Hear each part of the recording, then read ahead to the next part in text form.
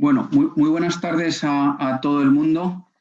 Espero en primer lugar que todos vosotros y vuestras familias estén bien de salud. Vamos a empezar con cierta puntualidad, es unas buenas costumbres que estamos adquiriendo con el teletrabajo y quería empezar por agradecer a Deloitte su participación nuevamente en un webinar en conjunción con ASCRI. Muchas gracias a nuestro socio Deloitte por el apoyo que nos está brindando y especialmente en estos momentos.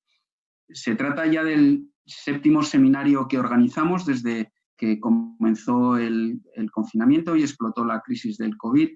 Y en cuanto vamos superando la emergencia sanitaria, pues nos tenemos que centrar más en la recuperación económica, donde creemos que el capital privado y el venture capital están destinados a jugar un papel protagonista y ser pieza clave.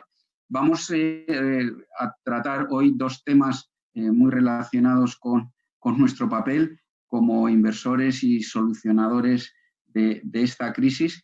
El primero tiene que ver con los procesos concursales y responsabilidad de los administradores. Es un tema que surge en una conversación con Senen tras leer un artículo que junto con Santiago publicaron, en el que pues trataban un tema que había sido muy delicado hasta el momento. La legislación histórica nos impulsaba como administradores a precipitar muchas veces el concurso para salvar nuestra responsabilidad y se convertía en una labor heroica el intentar salvar una compañía en cuanto empezaban las dificultades.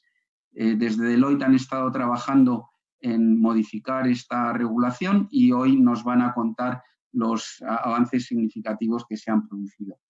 El segundo tema del día tiene que ver con las obligaciones de reporte de FATCA y CRS, es decir, de la regulación sobre inversores no residentes, y es un tema eminentemente práctico donde, pues, en conversaciones también con Deloitte, se identificó que había una cierta falta de consistencia entre lo que estaban haciendo los fondos y la idea es aportar claridad sobre las obligaciones y plazo de reportar esta información, sobre todo porque estamos muy próximos a los vencimientos. Y sin más, de nuevo, muchísimas gracias a Deloitte, muchísimas gracias a todos por participar. Le cedo la palabra a José María, que va a coordinar y moderar este panel. Muchísimas gracias a todos.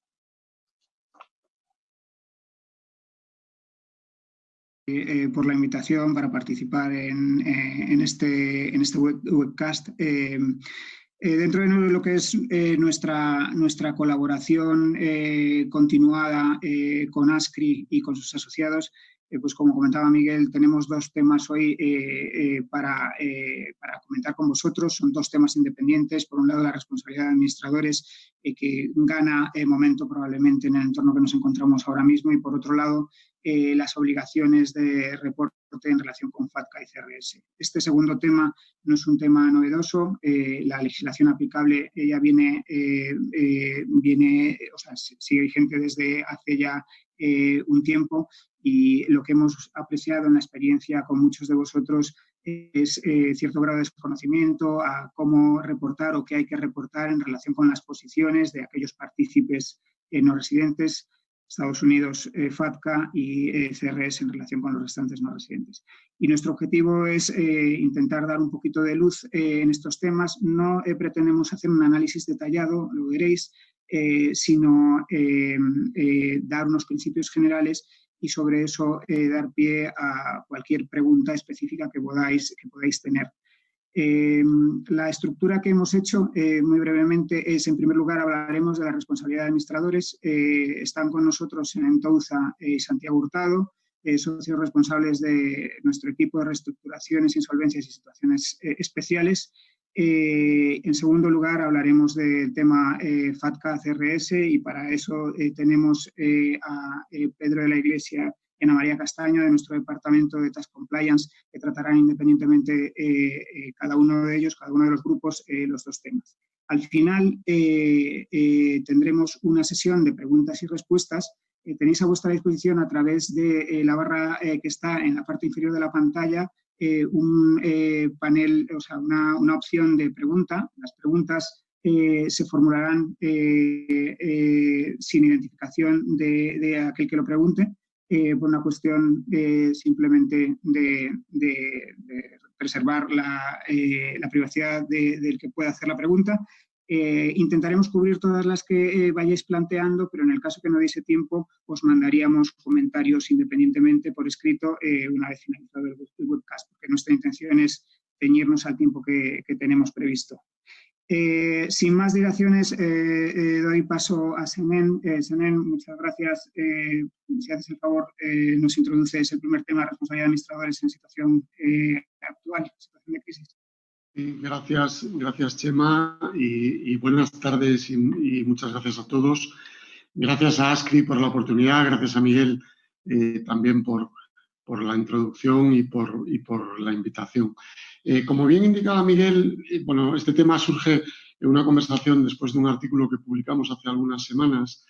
En el artículo tratábamos o identificábamos el problema que nos podríamos encontrar una vez pasado los efectos iniciales del COVID, cuando las empresas, bueno, pues afrontaran toda la parte de recuperación.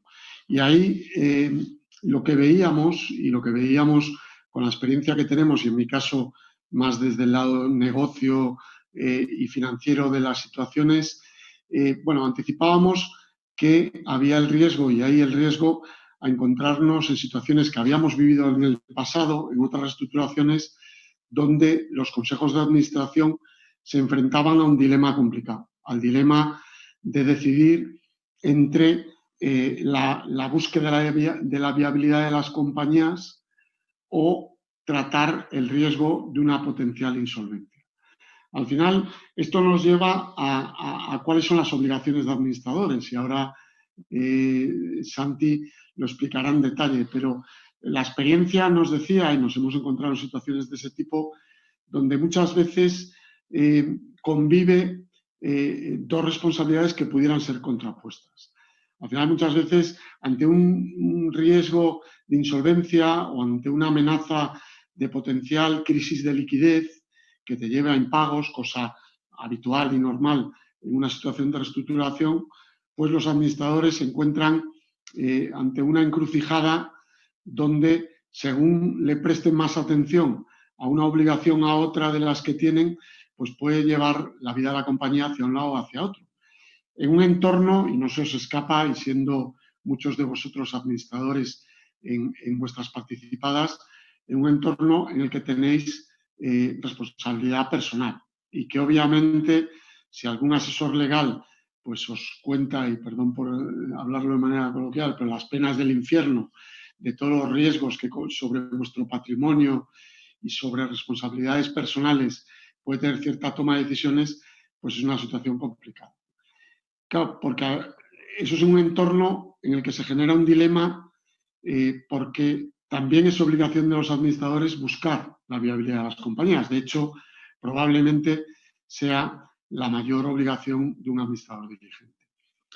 Lo que anticipábamos nosotros, y con esto termino la introducción, es que nos podíamos encontrar ante una crisis muy repentina, como está siendo esta, con un nivel de incertidumbre alto, como va a ser esta, en que si al administrador le entra el miedo, entre comillas, un miedo razonable, puede no perseguir la viabilidad de la empresa porque anteponga la responsabilidad personal.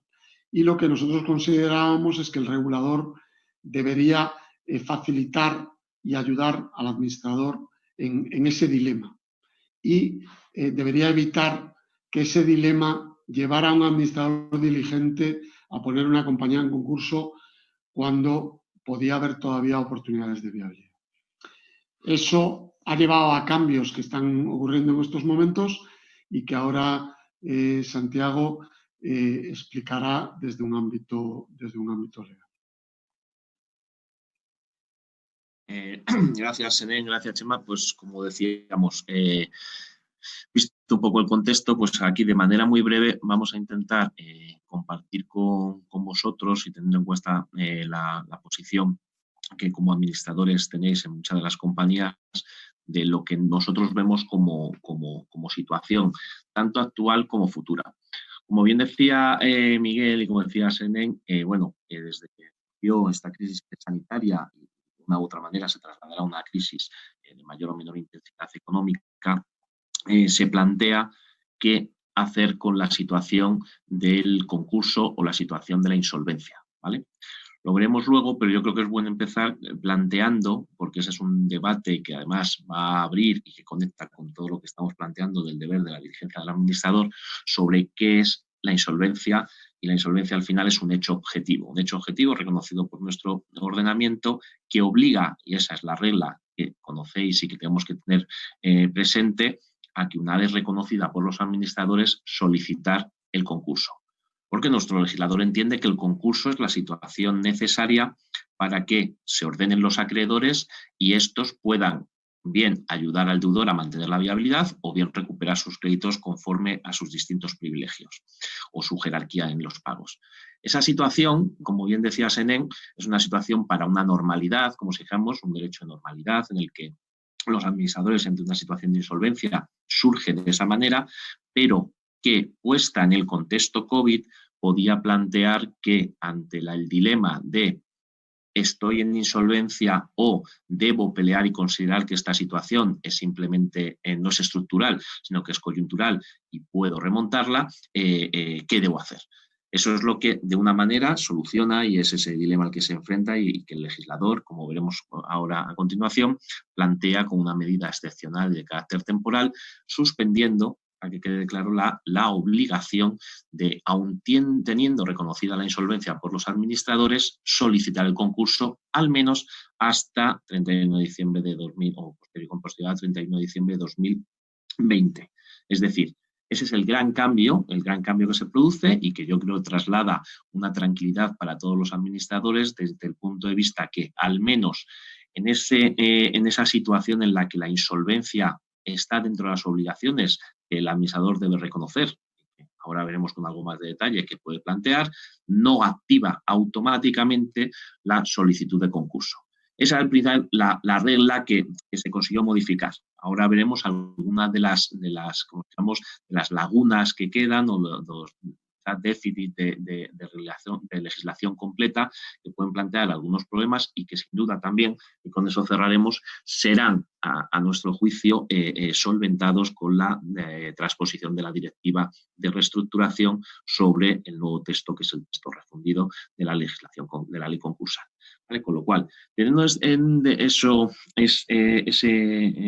situación, que es la situación actual, hay que detenerse sobre los deberes de los administradores y de los gestores. Al final, a pesar de que estemos en un entorno concursal o estemos fuera de ese entorno concursal, nuestra recomendación, y creemos que es así, no deben de perderse de vista la situación o la foto sobre las responsabilidades y sobre cuáles son los deberes inherentes al administrador. Porque teniéndolos bien claros, nos dará un marco de mayor protección, de mayor mitigación frente a cualquier posible posterior responsabilidad.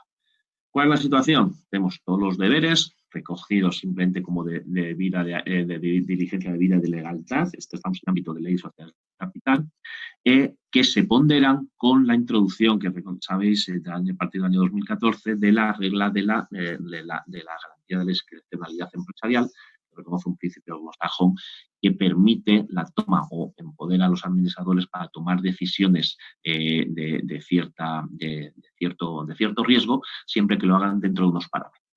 Nosotros creemos que es una situación en la que se debe tener presente en este entorno tan complicado, tan cambiante, tanto en lo económico como en lo normativo, en el sentido de, con independencia de que se haga lo que se haga, debe recordarse la regla de discrecionalidad o la salvaguarda, la garantía de discrecionalidad administrativa para que toda la actuación que se haga, con independencia de que luego se pueda o no se pueda juzgar, se tenga o no se tenga, deba ser realizada con los principios básicos establecidos por la ley, como son la buena fe, ausencia de conflicto, información suficiente y dentro de un proceso debidamente establecido.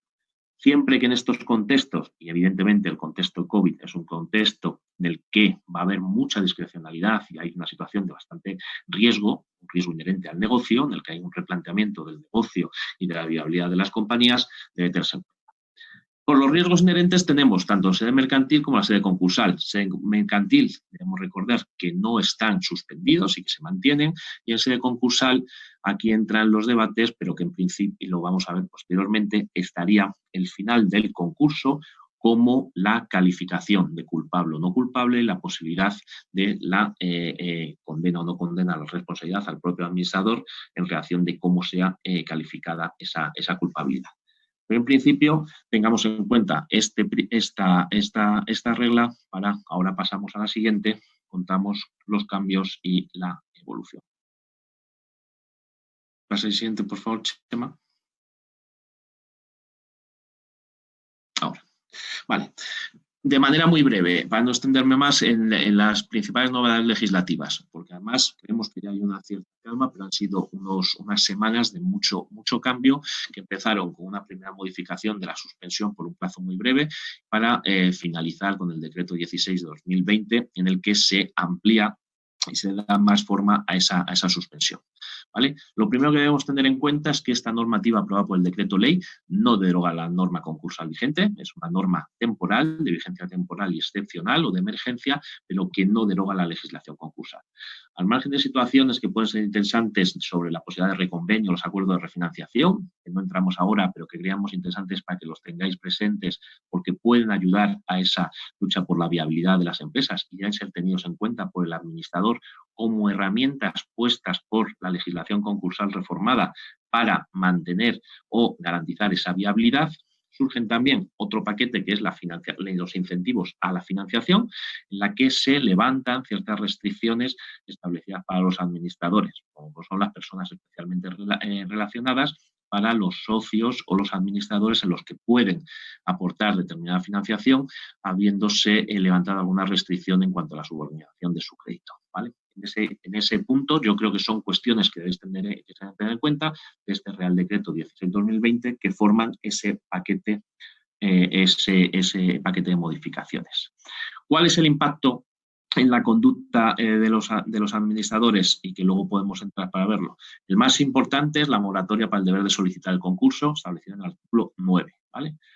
La pregunta que queda, y que en principio se puede contestar con una manera, porque para eso está hecha la norma, pero que quizá no está completa, y en esa parte podemos hablar ahora, que quizás ante la decisión de hacer alguna norma muy compleja se opta por una más sencilla y más clara, pero que deja abiertas algunas dudas.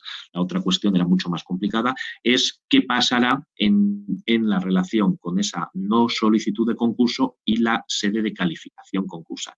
¿Vale? Desde ese punto de vista, se puede plantear que el hecho de que se conozca la insolvencia como tal no te obliga a plantear el concurso, a solicitar el concurso, pero podría llegar un supuesto, y eso es una de las dudas que creemos que ahora se debe arreglar de aquí a finales de diciembre del 2020, sobre las actuaciones que hace ese administrador para no agravar la posición de los acreedores, retrasando o demorando la situación hasta finales del 2020. ¿Vale? Igualmente deben tenerse en cuenta que continúan vigentes las acciones de responsabilidad ordinarias de carácter mercantil. ¿Vale? Una nueva modificación del 18-2020, y conecta con lo siguiente que os voy a plantear, aunque es con un tema totalmente lateral, como se podríamos decir, que es la regulación de los expedientes de regulación de empleo y la vinculación de los ERTEs de fuerza mayor con posterioridad, para que se puedan mantener más allá del levantamiento de la fase mayor, establece y coloca una frase en la que dice que se podrá mantener ese empleo de 6 meses, salvo que se trate de empresas en las que concurra un riesgo de concurso de acreedores, los términos del 5.2. Este concepto de riesgo de concurso de acreedores es novedoso. En nuestra legislación concursal solo existe o insolvencia actual o insolvencia muy inminente, pero dado que se remite al artículo 5.2, donde están recogidas las presunciones y los hechos reveladores de la situación de insolvencia, al final podemos decir que se refiere a la insolvencia. Con lo cual, bueno, volvemos a aparecer una nueva regla que debe ser tenida en cuenta para poner el foco sobre la insolvencia y el conocimiento de la misma. Pasamos a la siguiente, porque esto conecta quizá con lo que queremos ver de lo que queda pendiente, que es la transposición de la directiva y el texto refundido. Al margen de todos estos decretos leyes, se aprobó un texto refundido que entra en vigor el 1 de septiembre. Entra en vigor el 1 de septiembre, pero contiene pocas modificaciones, aunque algunas aclaraciones. ¿vale? Ahí tenéis algunas de las que hay, pero en principio sobre el régimen de responsabilidad no existen modificaciones. Convivirá el texto refundido con los decretos leyes, con la vigencia de los decretos leyes que hemos planteado. ¿Qué es lo que sí creemos que va a tener mucho impacto y que a nuestro juicio se va a producir en el entorno del otoño de 2020? La transposición de la directiva sobre ese texto refundido. En esa transposición de la directiva, que tenía que ser en julio de 2021, tiene toda su lógica y se está empezando a trabajar para que se produzca en otoño de 2020. Además de introducir ciertas medidas para potenciar la refinanciación, lo que es importante desde el punto de vista de la responsabilidad de los administradores es que introduce ese principio de likelihood of insolvency que, aunque aquí se ha traducido como insolvencia, si lo veis es muy parecido a ese riesgo del concurso que se plantea en la normativa del decreto 18/2020. En definitiva, lo que hace es incorporar o debe incorporarse algunas modificaciones al derecho societario para plantear obligaciones del administrador para velar no solo por el interés social, sino por el interés de sus acreedores cuando ya se empieza a percibir que hay un riesgo de insolvencia. Por lo cual, este es un punto que creemos que conectará perfectamente con el tema de la suspensión de los concursos y sobre la gestión de esa insolvencia durante el periodo de tiempo y que si se produce, o al menos está a día de hoy informando la legislación vigente, debe ser tenido en cuenta por vosotros como administradores. Ese cambio de solo el interés social se incorporan interés de los acreedores una vez que se detecta la posibilidad de la insolvencia, ¿vale? Con lo cual, bueno, creo que tampoco tenemos tiempo para más, pero sujeto a cualquier pregunta en su caso, lo que queráis plantear. Gracias. Muchas gracias, Santiago. Pues si os parece, y como decíamos anteriormente, dejamos todas las preguntas para el final, las que puedan surgiros. Pasamos ahora, si os parece, a la cuestión relativa al cumplimiento de FATCA-CRS y las principales cuestiones a tener en cuenta. Ya nos está llegando alguna pregunta en relación con este tema, parece que está suscitando cierto interés. Cedo la palabra directamente a Pedro y Ana para que nos expliquen cuáles son las obligaciones y cómo debemos cumplimentarlas o qué aspectos son relevantes en el ámbito del capital riesgo. Muchas gracias, Pedro. Sí, buenas tardes. Gracias, José María. Bueno, buenas tardes a todos y muchas gracias por la asistencia a este webinar. Vamos a repasar las obligaciones principales que tiene FATCA-CRS y sobre todo reflexionar sobre su impacto específico en el sector de private equity español, ¿vale? Bueno, el tiempo pasa rápido. El tiempo en el que nace FATCA es justamente la anterior crisis. FATCA nace como parte del HIRE Act, es el Hiring and Incentives to Restore Employment de la administración Obama en 2010, precisamente para impulsar el empleo después de la anterior gran crisis de 2008, ¿no? Y bueno, pues como parte de ese paquete de medidas, a Estados Unidos se le ocurre que una forma de financiarla sería a partir del valor de la información, ¿vale? A partir de la transparencia. Es decir, a partir de la exigencia al sector financiero mundial de que comunique a Estados Unidos las posiciones de inversión de todas las personas físicas y jurídicas que sean consideradas US persons por la normativa. Bien. Después de un periodo inicial de escepticismo sobre si FATCA llegaría por el fuerte impacto extraterritorial que tenía, FATCA entra en vigor en 2014 y seguidamente la Unión Europea y la OCDE, viendo el éxito de FATCA en cuanto a nivel de información que está recibiendo el fisco americano sobre las posiciones que los americanos tienen en el sistema financiero internacional, deciden lanzar la misma iniciativa, copiándola prácticamente en la iniciativa CRS, ¿vale? A nivel Unión Europea y a nivel OCDE, en vigor desde 2016. He dicho la palabra transparencia. Yo creo que es muy importante situar la importancia de esta normativa en el nuevo paradigma de cumplimiento tributario. En el mundo actual, cumplir de forma correcta con las administraciones no solo exige, particularmente en el sector financiero, no solo exige determinar y pagar correctamente los tributos que correspondan por las rentas obtenidas, sino cooperar de forma transparente en la obtención de información y su transmisión a las autoridades fiscales, sobre todo en un mundo internacional y global, y como puede ser o como es el del private equity. Es decir, el valor del dato que tiene para la economía, pero también para las agencias tributarias, y es el valor que pretende obtener estas normativas, ¿no? Y finalmente, por último, sí me gustaría señalar la idea de el contraste que hay entre lo sencilla que es esta idea, ¿no? Que todo el mundo entiende que las administraciones tributarias obtienen un gran valor en recibir datos del sistema financiero internacional sobre las posiciones que sus residentes tienen, ¿vale? Versus la complejidad que los americanos inicialmente en FATCA transmitieron a la normativa. Son casi 600 páginas de código fiscal, de código tributario estadounidense.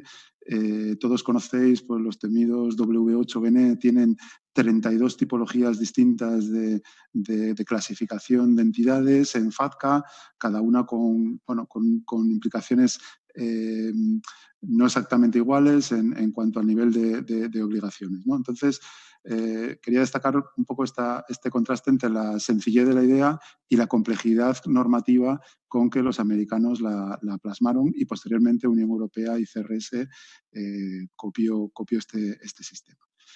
Bien, en esta diapositiva os pintamos las principales obligaciones que requiere FATCA CRS, o las principales tareas que os va a requerir FATCA CRS. En primer lugar, yo situaría claramente el entender quién o qué entidades dentro del perímetro societario, el perímetro de vehículos y el perímetro de la estructura de inversión, qué entidades están obligadas por la normativa, ¿vale?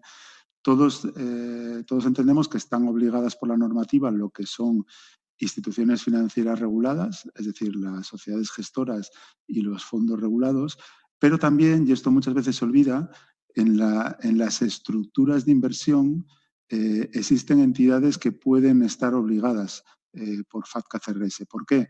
Porque FATCA CRS, y dentro de ese contexto de complejidad que os trasladaba, tiene una definición propia de institución financiera, ¿vale? Eso quiere decir que, por ejemplo, determinadas holdings, determinados vehículos de inversión intermedio pueden tener, aunque no sean vehículos regulados, aunque no tengan regulación propia, como entidad financiera, como vehículo de inversión, pueden ser entidades que en la normativa estén obligadas. Entonces, primer mensaje es, ojo, recomendamos dar una revisión al perímetro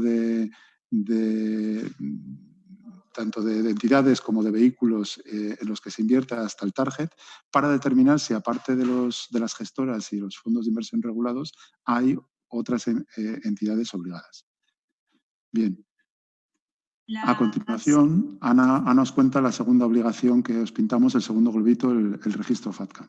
Eso es. La segunda obligación que nos encontramos en el ámbito que es exclusivo de FATCA es la obligación de registrarnos ante la Autoridad Fiscal de Estados Unidos, ante el IRS, como institución financiera obligada por FATCA.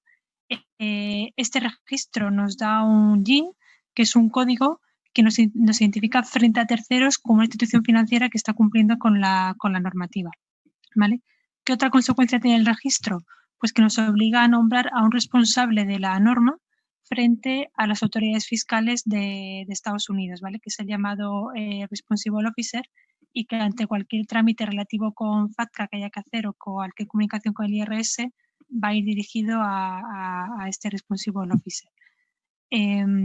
Como digo, el registro FATCA lo que nos permite es obtener este GIN, que en el negociado, en el ámbito o en el trato con terceros, nos identifica rápidamente como institución financiera. Y también, en caso de no tenerlo, pues también llama un poco la atención porque es, digamos, lo que va buscando la contraparte, ¿no? Si la entidad tiene o no tiene este GIN. Bien, el registro FATCA también es importante por otra razón.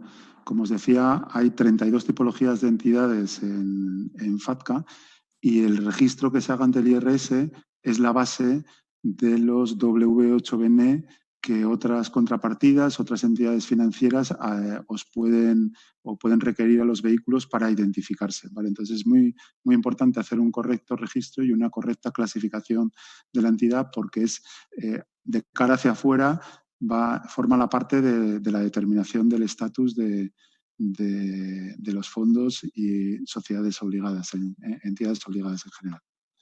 Bien, la tercera obligación es la diligencia debida. ¿Qué es la diligencia debida? Pues son las obligaciones o las tareas que tienen las entidades obligadas de identificar a los inversores a efectos de ambas normativas, ¿vale?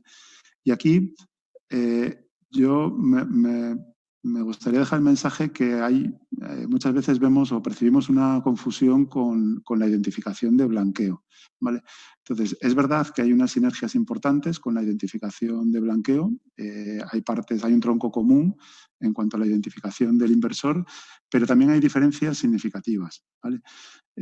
Por un lado, el tipo de identificación se refiere a la residencia fiscal o a la condición de US person en el caso de FATCA, ¿vale? Y requiere campos específicos que hay que tener en cuenta en la documentación del onboarding de clientes, ¿no? Los documentos de suscripción de las inversiones, como es el Tax Identification Number, el número de identificación fiscal en la jurisdicción de residencia. Añadir aquí que la dificultad también que entrañan estas normativas es que exigen no solo identificar al titular directo, a quien digamos, invierte directamente en la entidad, sino que exigen investigar cuando la inversión no se hace no es de una persona física, sino de una persona jurídica o entidad, exigen investigar hacia arriba de la cadena y determinar la posición fiscal de los inversores. Además, sobre esta digamos, dificultad de investigar hacia arriba la residencia de la cadena de inversores, las obligaciones son variables dependiendo de la clasificación que tenga la entidad. No es lo mismo la diligencia que se exige si el inversor es otra entidad financiera o si es una entidad no financiera pasiva o es una entidad no financiera cotizada, ¿no? El nivel de diligencia es distinto. Esta diligencia requiere tanto una serie de manifestaciones, ¿vale? Esto es un concepto también, si lo pensáis, muy americano, de self-certification, de autocertificación de los inversores sobre su posición fiscal, pero también requieren a veces el recabar documentación específica que soporte esas manifestaciones. Bien, decir que el nivel de diligencia es distinto según que se trate de cuentas nuevas. ¿Qué son cuentas nuevas? Aquellas que se han abierto o posiciones de inversión que se han abierto desde 1 de julio de 2014 en el caso de FATCA o desde 2016 en el caso de CRS. Es decir, las fechas en que entra en vigor la normativa. Estas cuentas exigen un nivel de certificaciones y de documentación mayor que todo el stock de inversión persistente, donde la investigación sobre la caracterización fiscal de los inversores se hace ahí sí a partir de la información de blanqueo. Y luego me gustaría añadir que la diligencia debida tiene un gran olvidado, que es lo que llamamos aquí el test de razonabilidad y corolario de este también el cambio de circunstancias. ¿Esto qué es? Esto quiere decir que las entidades tienen que hacer un juicio sobre la razonabilidad de las manifestaciones que hace un inversor. Es decir, si un inversor suscribe una inversión en un fondo y se manifiesta como residente fiscal en España y aporta incluso un documento de identificación, un pasaporte español, pero esa persona tiene, por ejemplo, un lugar de nacimiento en Estados Unidos, a efectos de la normativa, se presume que es US person, salvo que aporte una documentación que cure ese indicio de lugar de nacimiento. Es decir, que las entidades no se pueden conformar con un rol pasivo, estático, de mera recepción y tramitación de la información que le dan los inversores, sino que tienen que hacer dentro de su universo de datos un juicio, tienen que hacer determinados test para juzgar si es razonable o no y deben de creerse o sin más la clasificación o la manifestación que hace el cliente. ¿Vale? ¿Qué ocurre si esas cuentas nuevas no están correctamente documentadas, Ana? Pues tenemos una característica que es típica o propia de la normativa española, y es que nos obliga la norma a bloquear las cuentas. ¿Esto qué quiere decir? Que como está redactada la ley, es que en teoría no podría haber movimientos ni del deber ni del haber. Es decir, no podría haber reembolsos, pero parece como está redactada la norma que tampoco podríamos hacer o que tampoco podría el inversor responder a los capital calls, ¿vale? Como está redactada la norma, está muy pensada la redacción para a lo mejor una cuenta bancaria, pero sí que es más compleja su aplicación en el mundo del venture capital y los private equity. Es decir, fijaros que si las cuentas nuevas no están correctamente documentadas, la obligación que establece la Ley General Tributaria en España es el del bloqueo de esa cuenta, ¿vale? No se debería permitir el reembolso y también, bueno, con ciertas dudas aquí, si como dice Ana, de incluso los capital calls, ¿vale? Tendría que bloquearse la operativa de ese cliente indocumentado, ¿vale? La siguiente obligación sería, una vez que hemos clasificado al cliente a efectos de la normativa, al inversor, y ese inversor resulta reportable, hay una obligación de comunicar esa reportabilidad. Hay que tender esa obligación antes del 31 de enero del primer año en que esa posición o esa inversión sea considerada reportable. Aquí deciros que si están correctamente diseñados la documentación del onboarding, podría sustituirse o podría gestionarse esa obligación de comunicación mediante cláusulas adecuadas en los documentos de suscripción, ¿no? Que ahorrarían esta tarea de comunicación. ¿Vale? Finalmente, una vez determinado el perímetro de reportabilidad, que como os decía, incluye tanto personas físicas como jurídicas, titulares directos, pero también a todos los titulares reales o UBOs, ¿no? En la Ultimate Beneficial Owners, que sean reportables en función también de la clasificación de los vehículos en las que a través de los cuales inviertan, eso configura el perímetro de reportabilidad.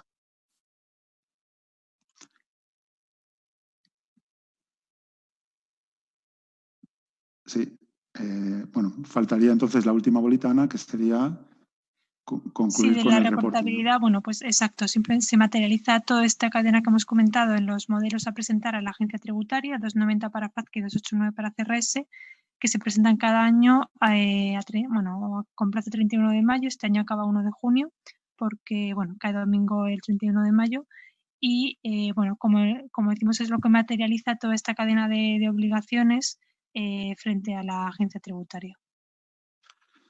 Bien, pasamos entonces a la siguiente diapositiva. Vale, pues,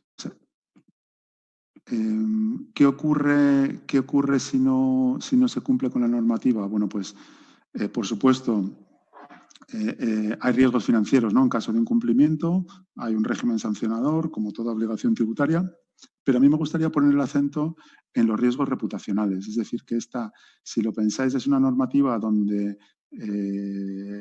los vehículos, las firmas no recaudan directamente, pero sí contribuyen a la recaudación de terceros. Entonces, nadie en el mundo actual cada vez cobra más relevancia este aspecto y nadie quiere verse afectado por una noticia de que no colabora en alguna estructura, a lo mejor de algún inversor opaco, no reportado, particularmente además con jurisdicciones como Estados Unidos. Estados Unidos tiene además le da mucha importancia a este tema porque en ese registro que antes os explicaba Ana, ese registro es público, ¿vale? Entonces, todas las entidades del mundo que quieren cumplir con FATCA y cumplen con FATCA, están publicadas en esa lista. Pero el IRS, en caso de incumplimientos graves, en caso de significant non-compliance, puede dar de baja a las entidades en el sistema FATCA, ¿vale? Eso es desastroso porque supondría una retención del 30% en prácticamente cualquier pago de fuente americana, pero más importante que todo eso es que supondría de facto convertir en una oveja negra en el sistema financiero a esa firma. Es decir, que prácticamente todas las entidades del mundo occidental tienen como política que todas sus contrapartidas, particularmente el sector financiero, tienen que ser FATCA compliant. Quien no cumpla con FATCA prácticamente se ve aislado, expulsado del sector financiero. ¿Vale? Entonces, quería hacer énfasis en esas, yo creo, en ese carácter reputacional más allá del propio riesgo de sanciones. ¿Vale? Además, Ana, en España en 2020 tenemos una noticia específica, ¿no? Sí, la Agencia Tributaria ha incluido FATCA CRS dentro del plan de control tributario que publicó para este año y además la OCDE está llevando a cabo un proceso de evaluación entre los países de cuál es el grado de cumplimiento de la norma. Y aquí una cosa curiosa es que los países se van a poner nota entre ellos y una medida de justificar esa nota, digamos que es la información que están recibiendo de los países y su calidad y cuál es el uso que pueden dar o no los países receptores, ¿vale? O sea que digamos que aquí los usuarios de esa información que recaban las instituciones financieras son los que van a poner nota a los países para verificar el grado de cumplimiento de la norma. Y aquí, bueno, pues claramente pues España no quiere salir mal en la foto, ¿no?, que publique la OCDE. Bien, pues como España va a ser evaluada y le van a poner notas, pues la agencia tributaria ha decidido poner el plan de control tributario de 2020 FATCA CRS, ¿vale? ¿Esto qué implica? Pues una exigencia de, pues muchas veces cuando hablando con vosotros me decíais, oye Pedro, pero esto ¿me lo van a inspeccionar alguna vez?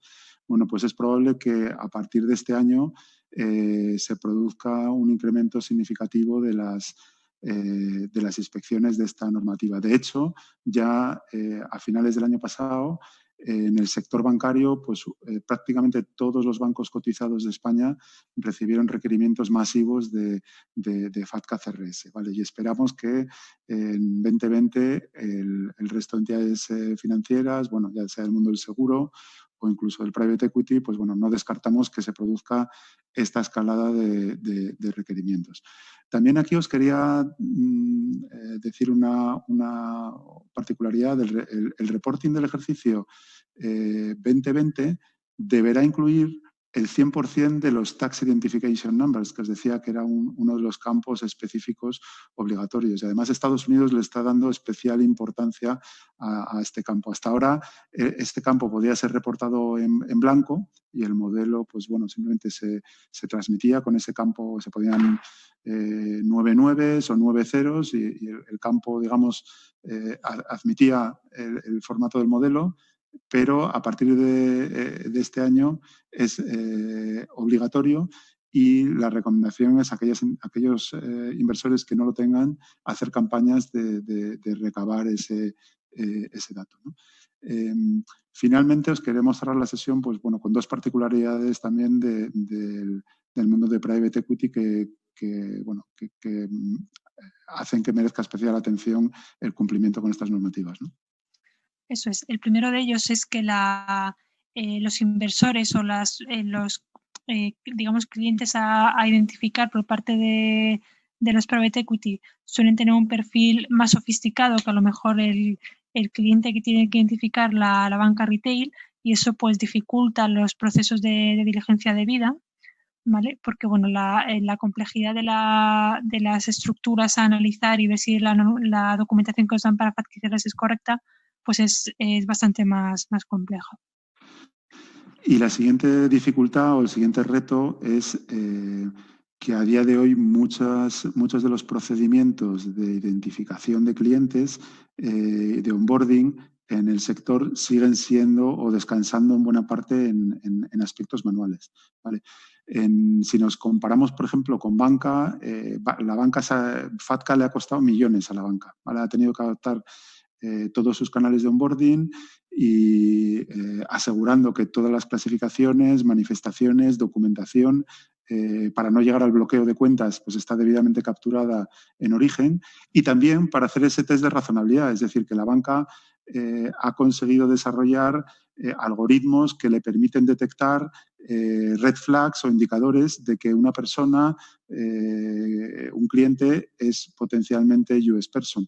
Sin embargo, toda esta sofisticación en los core bancarios de gestión de los datos, normalmente en el mundo de private equity pues siguen siendo, pues bueno, es un número más reducido de inversores, más sofisticados, como dice Ana, por un lado, pero que el tipo de gestión que se hace de esa información pues es más manual. Bueno, pues hasta aquí queríamos cerrar con este punto la sesión. Deciros, bueno, que en Deloitte estamos a vuestra disposición para ayudaros pues, en cualquiera de las tareas que os hemos señalado, ¿no? Y de hecho trabajamos he visto en la sesión que están algunas de las entidades con las que ya trabajamos. Gracias, Pedro. Gracias, Ana, también. Si os parece, pasamos directamente a las preguntas que nos han ido llegando. Una primera en relación con FATCA CRS. Pedro, es, oye, el valor que hay que reportar de las posiciones en FATCA, ¿qué es? ¿El valor neto contable o es el valor liquidativo? Es el valor liquidativo de la inversión, es el saldo que se reporta a cada cliente. Entendido.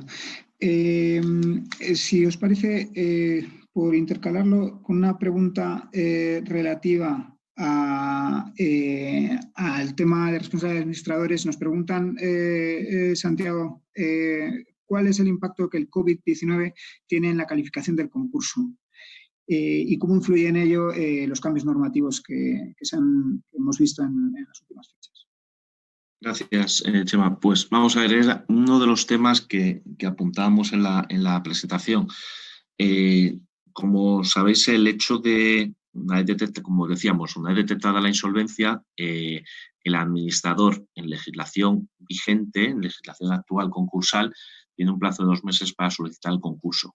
Una vez que este se solicita y se declara, la fase final de todo ese concurso se llama la calificación, en la que a través de determinados procedimientos y con informes y cierto tema contradictorio puede resultar como fortuito, como culpable, ¿vale? El hecho de que sea culpable puede llegar a generar o bien inhabilitación de los administradores o incluso un grado de responsabilidad que es lo que da lugar a que cubran la cobertura del déficit, que se llama, que es que lleguen a poder cubrir la parte de la deuda de los acreedores que no ha podido ser satisfecha dentro del concurso, ¿vale? En un régimen normal, para que eso suceda, debe de llegar a demostrarse que el concurso es culpable y que ha habido agravación en la actuación de los administradores en perjuicio de los acreedores, ¿vale? Si todo eso lo ponemos en contexto con el tema COVID, y es una de las cuestiones planteadas y que libera la propia norma, en un principio claro, si yo ahora entro en una situación de insolvencia y entendemos por situación de insolvencia la imposibilidad de hacer frente a los pagos y por el COVID se ha parado la actividad y esa actividad genera que no pueda hacer frente al pago a mis acreedores, debo solicitar el concurso. Si no lo hago en un entorno normal, en calificación culpable, puedo acabar siendo responsable, ¿vale? Con esta primera medida, en un principio, esa primera medida de no hay obligación de declarar el concurso hasta el 2021, por ponerlo claro, parece que se elimina la posibilidad de que existan concursos culpables con responsabilidad por el retraso en la solicitud del concurso, ¿vale? Bien es cierto que queda una pequeña, y es lo que os comentaba antes, una dificultad de la norma tiene que ser sencilla y por no cerrarla puede quedar, que es, claro, ¿qué sucede mientras no se solicita el concurso? Se conoce la insolvencia, pero mientras se solicita. Por eso, como decíamos, para cubrir todo el hueco de que pudiera llegar a que, llegado un concurso, un administrador concursal solicitara la responsabilidad, no por la propia declaración tardía o solicitud tardía, que es lo que cubre esta norma, sino porque durante ese periodo de tiempo en que conocía la insolvencia se ha agravado la posición de los acreedores, recomendamos que toda la actuación a efectos de mitigar sea razonable y mesurada y se plantee para generar esa lucha por la solvencia o esa pelea o esa apuesta por la solvencia y por la viabilidad empresarial, pero siempre teniendo en cuenta, pues, como poníamos el principio de la discrecionalidad, la protección de la discrecionalidad empresarial, para evitar que no llegara alguien a plantear que durante estos meses en que, sabiendo que eras insolvente, los administradores no han solicitado el concurso y eso ha producido un agravamiento a los acreedores.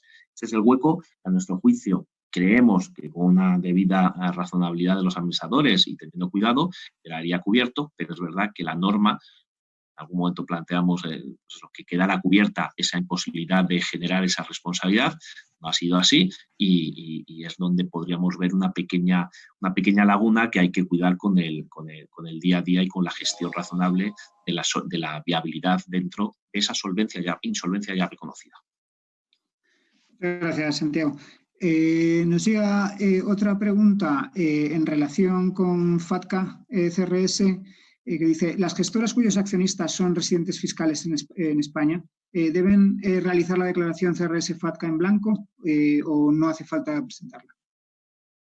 Bien, la gestora, aunque es entidad financiera obligada, no tiene cuentas reportables. O sea, lo que es relevante para la normativa son las posiciones de los inversores en los vehículos o en los fondos, no en la gestora, ¿vale? Y en todo caso, en España, a diferencia de otros países, no existe el zero reporting, es decir, o nil reporting. Si no hay nada que reportar, no hay obligación de presentar modelo. Es cierto que otras jurisdicciones, no sé, Andorra, Caimán, tienen nil reporting, pero no hay nil reporting en España. O sea que, respondiendo, las gestoras normalmente no tienen cuentas que reportar, lo relevante son las cuentas de fondos y vehículos. Y segundo, si no hay nada que reportar, en España no hay obligación de presentar el modelo a cero. Gracias, Pedro. Otra pregunta sobre el tema es la siguiente. ¿La comunicación FATCA-CRS funciona como la información a suministrar en cuentas anuales al registro mercantil sobre titularidad de la entidad?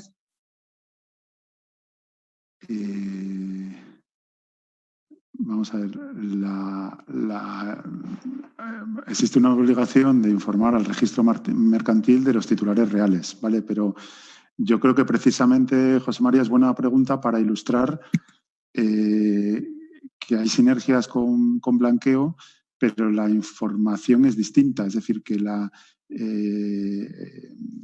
yo necesito identificar el titular real, pero al registro simplemente con los datos identificativos es suficiente. A efectos de FATCA tengo que determinar si esa persona es US person, si esa persona es residente fiscal en Alemania, si esa persona está invirtiendo a través de un vehículo que está obligado también a ser reportado por la normativa. Entonces, hay un tronco común con esa obligación, pero hay especificidades de FATCA CRS. Yo creo que son, ya digo, comparten un tronco común, pero se requieren en el reporting FATCA CRS campos de información adicionales. Entendido. Una pregunta más también sobre FATCA es obligatorio disponer de un plan de cumplimiento por escrito? ¿Cómo funciona? Bueno, es otra buena pregunta. El plan de cumplimiento por escrito lo suele exigir Estados Unidos a los países con los que no tiene acuerdo, ¿vale? Pero España sí tiene acuerdo con Estados Unidos. A ver, yo diría que es importante tener un plan de cumplimiento, pero para mí el plan de cumplimiento, más que tenerlo escrito y archivado, lo importante es tenerlo bien diseñado, bien definido y que se ejecute. Es decir, tener bien claras, bien adaptada la documentación del onboarding, con todos los campos de información adicionales que requiere la normativa, saber cómo hacer el test de razonabilidad, saber hacer una buena clasificación del perímetro de clientes reportables y a partir de ahí, si están bien definidas y se están cumpliendo las obligaciones, el hecho de que esté documentada por escrito o no, pues bueno, puede ser más o menos recomendable y se podría, en caso de que haya una petición específica por parte de la agencia tributaria, pues se podría resumir en un documento sencillo, ¿vale? Yo invertiría ahora más tiempo en definir y asegurar que todas las tareas están bien entendidas y bien ejecutadas, más que en dejarlo documentado por escrito y no aplicarlo correctamente, ¿no? Perfecto. Otra pregunta sobre este tema, y ya vamos terminando porque estamos justos de tiempo, ¿es preferible utilizar también, Pedro, para ti, los modelos o formularios oficiales de FATCA-CRS, o es recomendable optar por desarrollar formularios propios adaptados al onboarding de cada entidad? Bien, regulatoriamente caben las dos opciones, es decir, que hay modelos de FATCA, ¿sabes? Los famosos W8BNE o W9 por Estados Unidos. También España, para personas físicas, ha publicado un modelo, lamentablemente no lo ha extendido para personas jurídicas.